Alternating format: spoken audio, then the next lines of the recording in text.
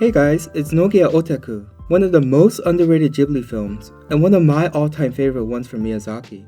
Well, screenplay by Miyazaki for this one.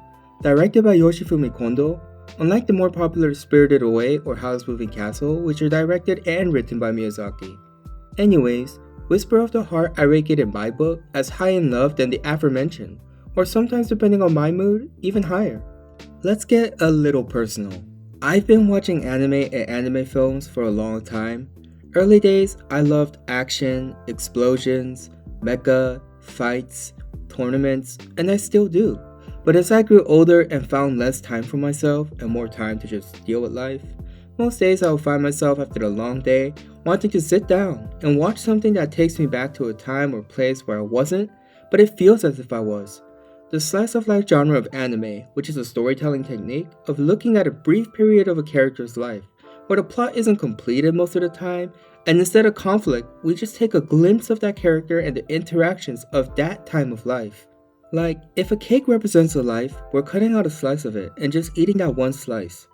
I think that's why Whisper of the Heart appeals to me so much. It's not a complex story. If you watch my other videos, you also know I don't like spoilers, so from here on out, I'll keep it light. Briefly, the plot. A 14-year-old student, Tsukishima Shizuku, attends Mukayahara Junior High. She lives in Tokyo, skilled in creative writing, and loves checking out books at a local library.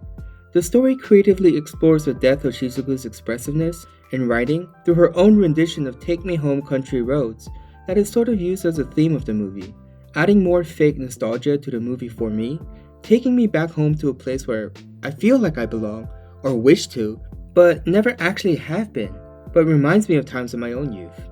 One day, she looks through the checkout library cards in the books that she has borrowed, and discovers they were all checked out before by someone named Amasawa Seiji. Shizuku another day finds a cat riding a train, and follows the cat to an antique shop run by Nishi Shiro, where she finds a beautiful statue named the Baron. She gets excited, as she believes she found a place full of inspiration for her stories that she wants to create. The story continues with her finding out who Seiji is, the story and mystery behind the Baron, what kind of writer she wants to be and developing a story for that purpose, and her eventual adolescent love she discovers for herself. Maybe I find myself a little bit in Shizuku, and that's why I relate to this movie so much. Others might watch and say that nothing happens, but the point is not that something happens, it's that life is life. Sometimes with struggle, but with spots of love and happiness in between, created through the interactions of the people that you meet and care for.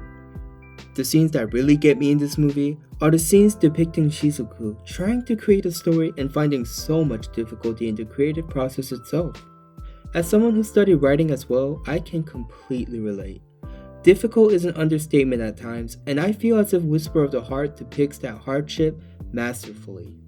Another sequence I enjoy of this movie are the ending roll credits where you see people passing by each other, all living their own lives, with Shizuku and Seiji in the background, reminding the audience these are just two people in a vast world. Everyone has their own stories, everyone lives their own lives. This sort of self-reflection tied into the ending of the movie is just such a subtle, beautiful touch. A few ending points here. I love the title of this movie in Japanese, Mimi o Sumaseba, or If You Listen Close. To me, stating to pay attention to the movie as a reflection of your own youthful joys of past, as well as telling Shizuku to listen to her heart, telling her to follow her passions and developing romance. I also really have an appreciation for the details that Ghibli puts into their films, to the film's locations mimicking real-life places, to Miyazaki's son, a professional engraver assisting with the drawings of violent woodcuts used in the film. Watch this film. Not because you want to see a conclusion or action, but for self-reflection in a film that will take you back to the times of innocent youthful joys of yesteryears. Whisper of the Heart is a masterpiece by Studio Ghibli that you should not miss out on. Anyways, that's pretty much it for today. Thanks for watching, likes and subs, and see you on the other side. Bye!